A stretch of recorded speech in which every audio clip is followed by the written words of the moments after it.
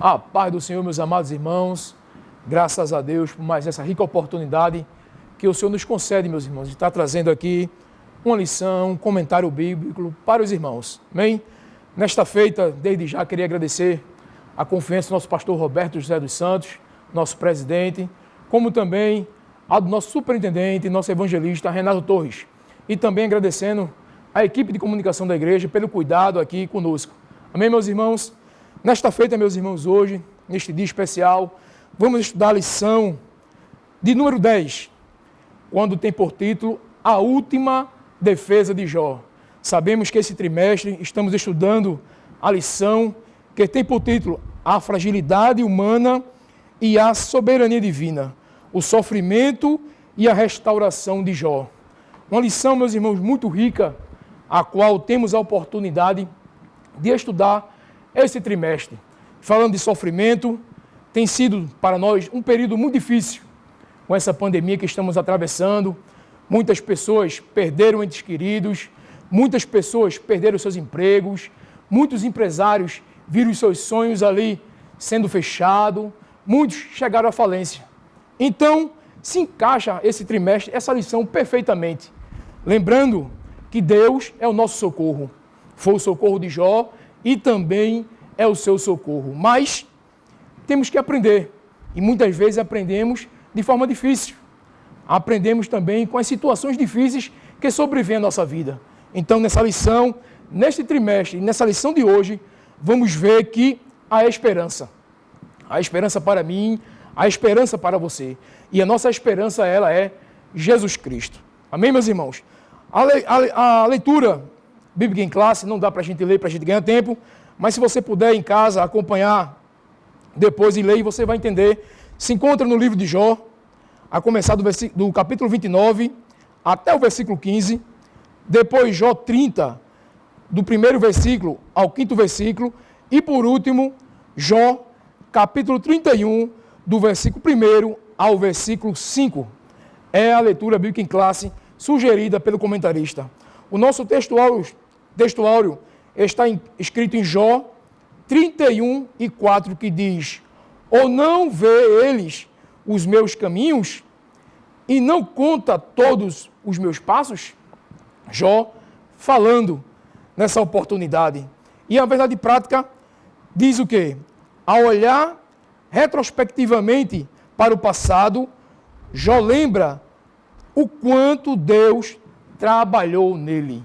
Então, amados, lição rica, lição que tem também como seu objetivo geral mostrar que Jó, profundamente afetado pelo sofrimento, recorda nostalgicamente pelo seu passado de glória.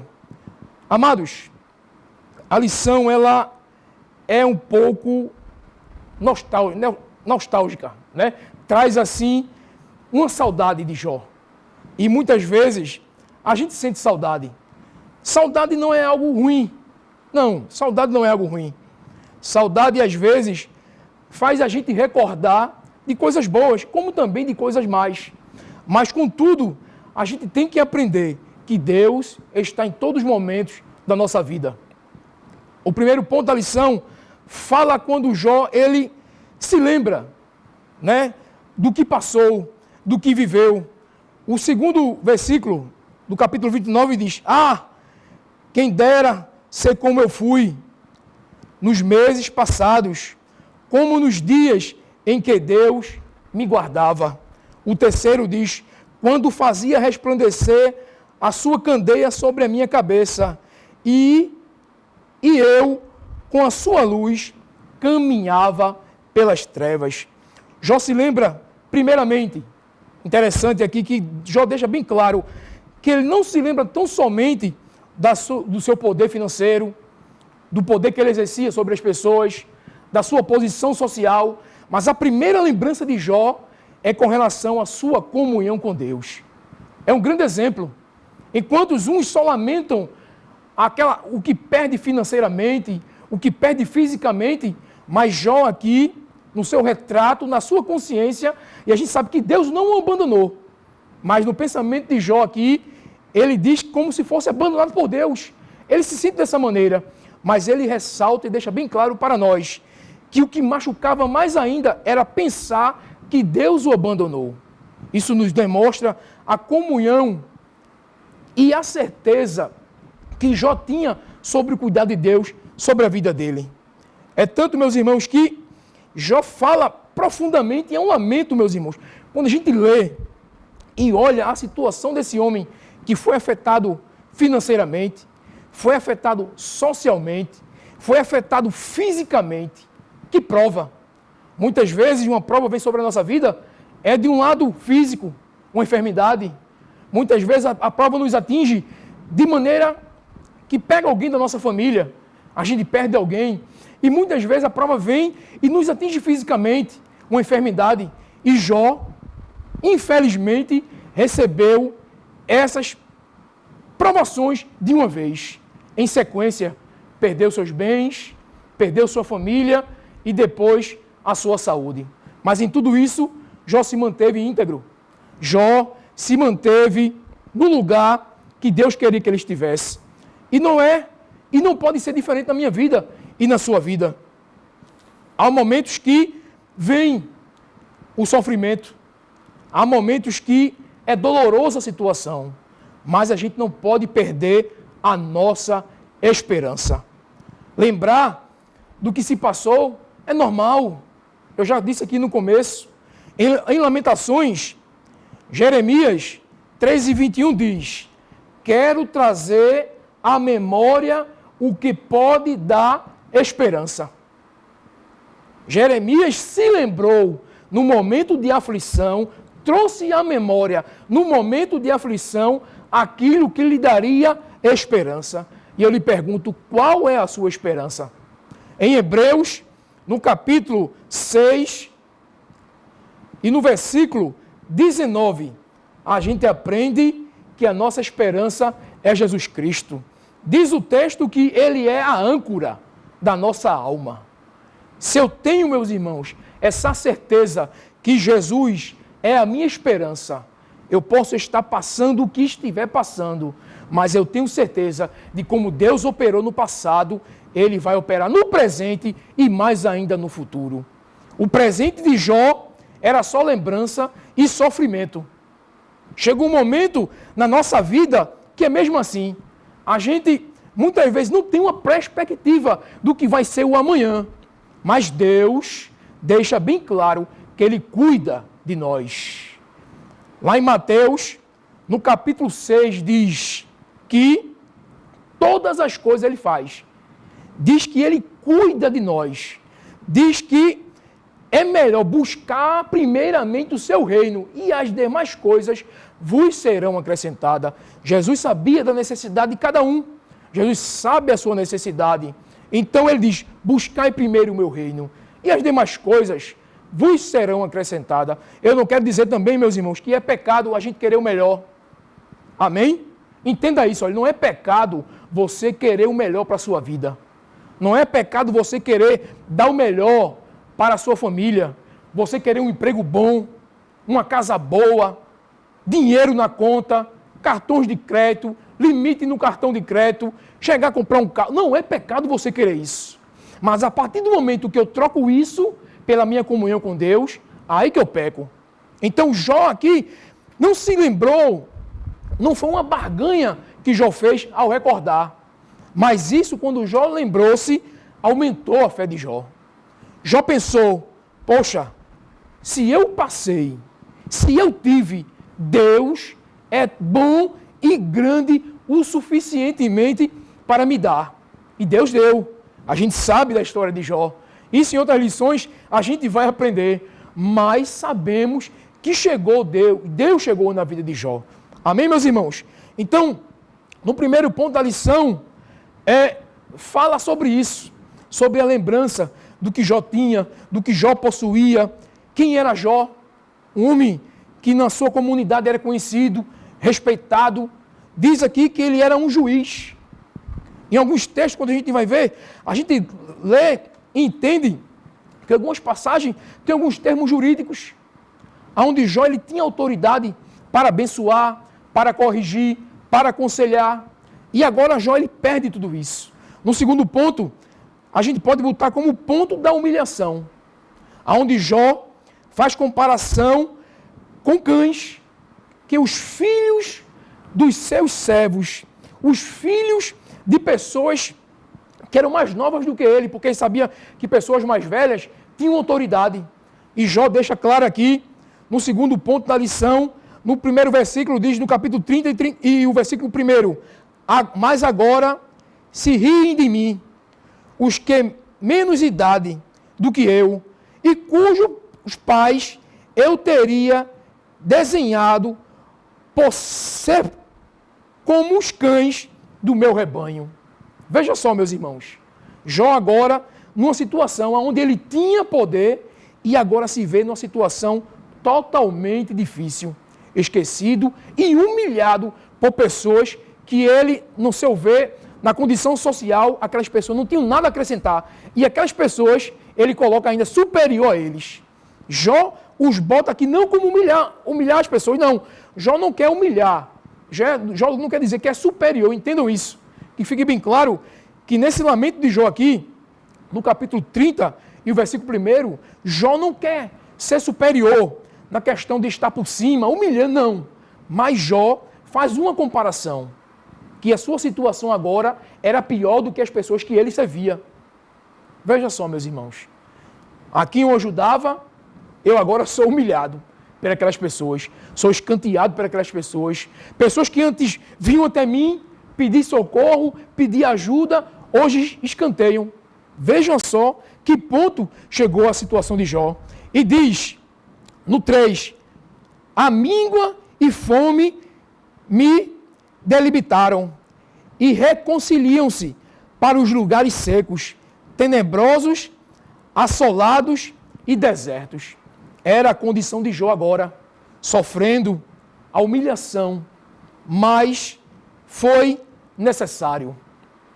Chega um momento que José diz que, para os seus irmãos, olhem, foi necessário isso. Para que se houvesse vida, foi necessário eu passar por isso.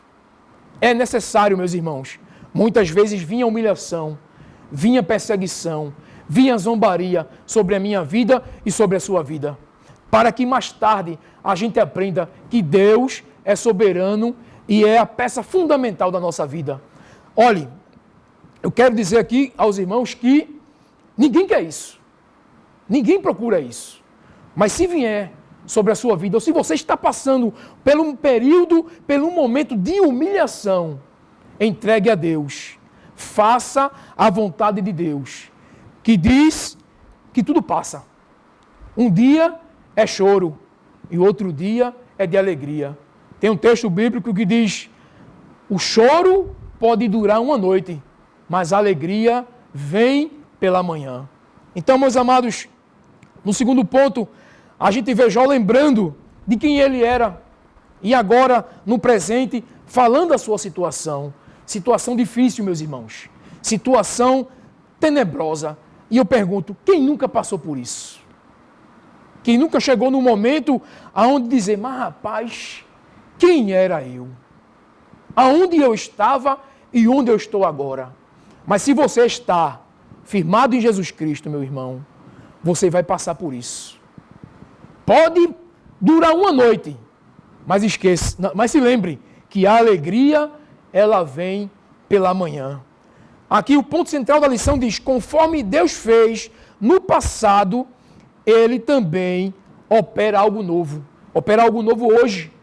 Pode ser hoje a sua vitória, pode ser amanhã. A sua condição, meu irmão, que está me ouvindo, pode até piorar. Eu não quero, não me entenda como um pessimista, não. Porque quando a gente vai ver a história de Jó, a gente vê que quando ele foi saber da notícia, só foi notícia pior, uma atrás da outra. Não chegou nada de bom, não. Olha, a sua situação pode até piorar. Mas se lembre, se você estiver no centro da vontade de Deus, você vai passar e Deus vai aparecer na sua vida. Foi o que aconteceu com Jó. De tudo que Jó recebeu, o que foi que Jó fez? Rasgou as suas vestes e adorou ao Senhor. Adore. Amém?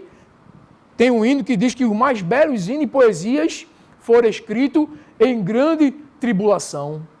O momento é difícil, mas eu digo a você, glorifique a Deus nesse momento difícil a qual você está passando. Meus irmãos, chegando no final, a gente chega no terceiro ponto, quando a gente fala de uma justificativa de Jó. Jó se justificando perante Deus, perante aos seus amigos, que depois vão ver que não entenderam muito bem a situação de Jó, acusavam Jó de como Jó tivesse pecado, mas a gente sabe que Jó não pecou. É tanto que no capítulo 31, o versículo 1, Jó diz: fiz concerto com os meus olhos, como, pois, o fixaria numa virgem. Jó quer falar aqui que era um homem santo, meus irmãos. Um homem que se mantinha íntegro perante Deus. Olhe, meus irmãos, não tinha culpa nenhuma Jó. A gente pode até botar Jó como um tipo de Jesus. Qual a culpa que Jesus tinha no cartório? Eu li uma reportagem uma vez que falava um advogado falando que o julgamento de Jesus Cristo foi totalmente injusto. Ele trouxe os termos jurídicos para mostrar que Jesus era realmente inocente. A gente sabe que Jesus era realmente inocente, mas esse advogado crente, ele quis mostrar na justiça, pelos termos jurídicos, que Jesus não tinha culpa nenhuma. A mesma coisa Jó. Se justifica. Ele diz aqui, olha, os meus olhos eram santos. A gente vai ver, não está na lição, mas no 31:9, 31:6 diz: Deus me pese em balança justa e saberá que eu não tenho culpa. Meu irmão, isso é muito profundo. Será que a gente pode falar isso? Será que você pode dizer: Jesus, me pesa na tua balança e veja que eu não tenho culpa? Mais adiante, no 9, ele diz: se o meu coração foi seduzido por mulher, ou se fiquei à espreita junto à porta do meu próximo, diz aqui, olha, do meu próximo, que a minha esposa moia cereal com outro homem. Interessante, né, meus irmãos? Jó aqui, ele diz que era santo em todos os momentos. Santo na sua vida, santo onde ele estava, santo em casa, santo com a esposa, era um homem íntegro. E também no 13 a gente vai dizer, ó, se neguei justiça aos meus servos e servas, quando reclamaram contra mim. Jó aqui se expressa sua atitude para com os outros. Primeiro ele fala pessoalmente, fala da sua integridade, da sua postura como infiel, um pai de família, fiel à sua esposa, que não traiu sua esposa nem em pensamento. Interessante isso. E ele bota Deus à prova disso. Porque a partir do momento que ele diz, olha Deus, me pesa na tua balança, ele está botando a sua vida na mão de Deus. Então, ele é verdadeiro em suas palavras. Quando ele fala aqui também da sua justiça perante os outros. Era um homem justo, que fazia o que era correto com as pessoas. Quem chegava para Jó, quem se aproximava de Jó, tinha um retorno. Ele agia de maneira correta. E agora ele justifica tudo isso. Interessante que no final do capítulo 31, está na tradução da lição, diz: acabaram-se as palavras de Jó. Jó começa saudoso, com saudade do que era. Depois Jó faz um relato da humilhação que está passando. E depois Jó justifica e chega perante Deus e diz a Deus que ele não tem culpa, que ele estava ali como inocente.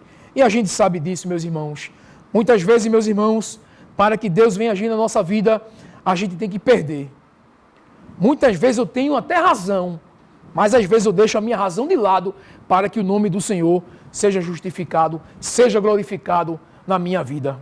Ah, mas eu tenho razão, eu estou certo, sim. Mas se Deus quer que você passe, você vai passar. Mas o que eu não posso, meus irmãos, o que eu não posso é perder a esperança. Perder a esperança em Deus. Como eu disse, que é a nossa âncora. Deus é a nossa âncora. Deus, Ele cuida de nós. E nessa lição, a gente aprende, meus irmãos, que as dificuldades vêm, os problemas surgem, batem a nossa porta constantemente, mas com tudo isso eu não posso perder a esperança. Diz aqui a lição, tudo isso só é possível uma vez que estamos em Cristo. A esperança só é possível quando eu estou em Cristo Jesus. Se você está em Cristo, tem esperança para você. Olhe, pode estar passando o que for. Você pode estar no leito da morte. Você vai me ouvir. Eu não sei se você vai me ouvir em casa, se você vai me ouvir no trabalho, se você vai estar me ouvindo num hospital, em cima de uma cama, quando o médico disse para você que não tem mais jeito, mas a última palavra é do Senhor na sua vida. Mantenha a esperança. A esperança, ela é a âncora da minha alma, ela é a âncora da sua alma. O crente, meu irmão, não pode perder.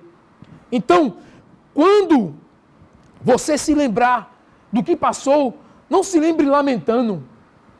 Não se lembre, não fique frustrado, não fique triste, não queira desistir, mas tenha isso como algo que veio à sua lembrança para que Deus possa fazer na sua vida. E eu digo a você, Deus vai fazer melhor. Deus vai fazer melhor. O que Ele fez na vida de Jó? E o que Ele já pode ter feito na sua vida, na minha vida mesmo? Né? Nem todo o tempo foi flores. Chegou um momento que eu e minha esposa, a gente sentava num batente da nossa casa e ficava fazendo planos, recém-casado, e dizia, Dila, como é que vai ser isso? Rapaz, como é que vai ser aquilo? E isso? E a gente, na nossa visão ali, a gente não tinha perspectiva, mas tínhamos a esperança. Aleluia, glória a Deus. Tínhamos a esperança de que Deus é na nossa vida. Tenha essa esperança, meu amado irmão, meu nobre amigo. Tenha essa esperança de que Deus vai fazer na sua vida. E hoje a gente colhe os frutos. E interessante que, de vez em quando, a gente se lembra daquele batente. Sempre tardezinha, a gente sentava naquele batente e ficava imaginando. E hoje, o batente é uma lembrança. E a gente vê as conquistas. Tem muita coisa, irmãos, que eu sonho, que eu planejo, como você tem. Mas o que Deus tem feito até aqui é para a honra e glória do nome do Senhor. Por isso eu encerro este comentário, essa lição, dizendo que Deus, meus irmãos, Ele é tudo na nossa vida. Tem um salmo que eu gosto muito, que eu tenho ele como texto áureo da minha vida. É o Salmo 37 e o verso 5 que diz, entrega teu caminho ao Senhor, confia nele e tudo Ele fará. Olha, um detalhe aqui, que é entregar tudo. Que Deus, Ele cuida de tudo. Foi o que eu fiz. Quando passei um momento na minha vida que eu li esse salmo, eu disse, não. Deus falou profundamente na minha vida. E desde aquele dia até hoje, eu tenho entregado tudo na mão do Senhor. E Deus tem feito conforme a sua vontade na minha vida. Então, meu amigo, meu irmão, não perca a esperança. Pois a nossa esperança é Jesus Cristo. Enquanto estivermos aqui na terra, enquanto estivermos fazendo a vontade de Deus, e quando a gente tiver a nossa esperança depositada em Deus, a gente vai ter um alívio. Certo? Olhe, não é a minha esperança no político que nem ganhou a eleição. Né? Eu posso falar disso. Você botou a sua fé no prefeito ou em vereador, fulano vai ganhar e vai me ajudar. Ele nem ganhou. Mas eu quero dizer a você, bote a sua esperança em Jesus, que Ele vai lhe ajudar e que Ele vai lhe abençoar. Jó lembrou do que passou. E isso aumentou a fé de Jó. Amém? Deus vai acrescentar a sua fé em nome de Jesus. Que Deus abençoe a você e que você que está em casa, eu não posso deixar o convite, você que não é matriculado na escola dominical, procure uma escola dominical. Deus tem uma palavra para você. Amém? Que Deus abençoe a todos, em nome de Jesus.